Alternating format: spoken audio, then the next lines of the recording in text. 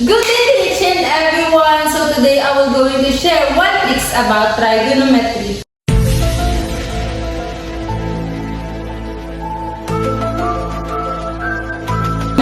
So nahihirapan ka bang mag-solve ng trigonometric ratios ng mga special angles?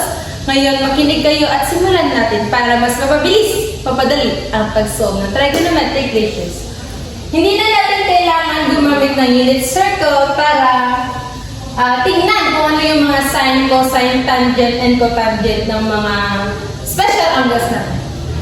So ano nga ba yung mga special angles? Meron tayong 0 degrees, 30 degrees, 45 degrees, 60 degrees, and 90 degrees. Ito yung mga special angles natin. At ano naman yung mga trigonometric ratios? We have sine, cosine, tangent, cosecant, secant, and cotangent. So, paano nga ba gawin yung tricks na ito? First step is, iharap mo yung palm mo sa harap mo. Yung right palm, pwede yung right and pwede yung left. So, sa akin, mas convenient sa akin gamitin yung right ko. And palagi natin tatandaan na kailangan natin gamitin yung square root of ilang fingers over 2. Tandaan nyo ito ha. So now, pag sinabi natin pag sine yung hinahanap natin, so ganyan diba? Titingin tayo sa mga fingers below. Pag cosine naman, sa fingers above, and pag tangent, susunod na yun dahil yung tangent is sine over cosine. Naintindihan? Ay, but before that, i-identify muna natin kung ano yung nire-represent ng bawat fingers na ito. Ito ay mga angles, right? So, meron tayong 0 degrees, 30 degrees, 45 degrees, 60 degrees, and 90 degrees. So, yun na nga, pag sinabi kong sine sa below, pag cosine sa taas. So, kung meron tayong sine of 30 degrees, kailangan natin i-fold si 30 degrees na finger. Meron tayong 0, 30. So, ito si 30 degrees. At dahil sinabi ko na si sine ay below, so meron tayong 1. 1 lang yung natira.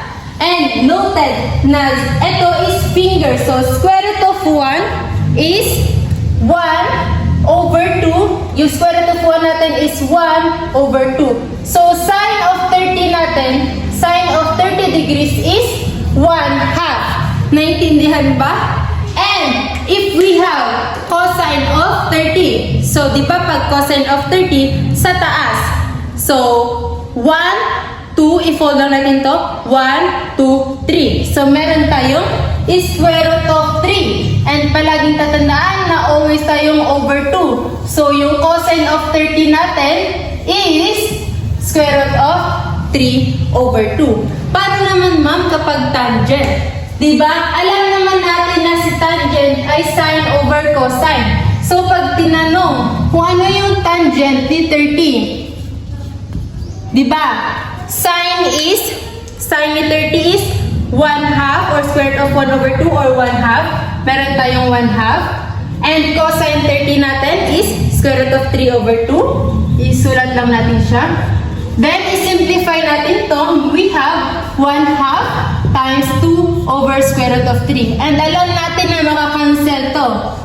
Yung 2, magkakaroon na lang tayo ng 1 over square root of 3. So, dito, kailangan lang natin i-rationalize yung answer natin. We have 1 over square root of 3 times square root of 3 over square root of 3. Meron tayong square root of 3. Square root of 3 times square root of 3 is 3. So, ito yung tangent 30 natin. So, ganun lang yung process para makuha si cosecant, secant, at cotangent. Dahil si cosecant is 1 over sine lang, si secant is 1 over cosine, and si cotangent is kabaliktaran siya ni tangent, which is cosine over sine naman.